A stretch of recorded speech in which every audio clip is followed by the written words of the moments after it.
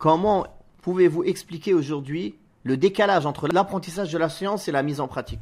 Je ne prétends pas pouvoir donner toutes les explications, mais à mon sens, tout simplement parce qu'avant, la science n'était accessible qu'en se déplaçant vers les gens de science et en profitant d'eux, en s'asseyant dans leur assise. Il n'y avait pas de moyen d'accéder à la science autrement que comme ça. Il n'y avait pas. Les livres étaient rares, ils étaient copiés à la main. Il n'y avait que les savants et les gens vraiment qui donnaient de l'importance à la science qui avaient des livres. Les autres, les gens du commun, ils n'avaient pas ces livres-là. Donc ni ils n'avaient de livres. Bien sûr, Internet, ça n'existait pas, donc on n'en parle pas. Les vidéos, les audios. Et donc le seul moyen d'avoir la science, c'était d'aller questionner, d'aller se rabaisser, d'aller avec humilité apprendre la science chez celui qui en a plus que nous.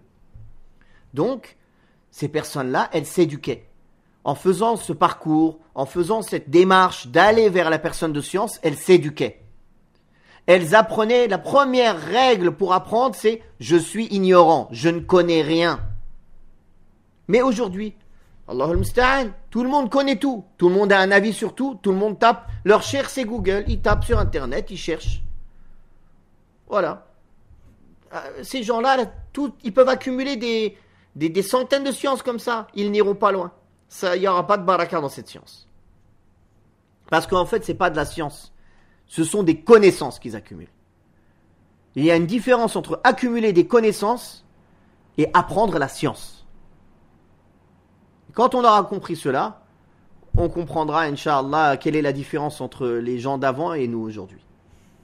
Qu'Allah nous guide. Bien sûr, Internet, tout ça, c'est un outil qui est magnifique s'il est bien utilisé.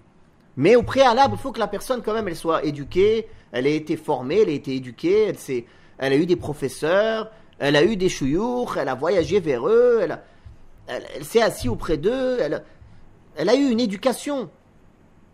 C'est ça la voie des salafs. Les salafs, ils n'apprenaient la science qu'après avoir été éduqués.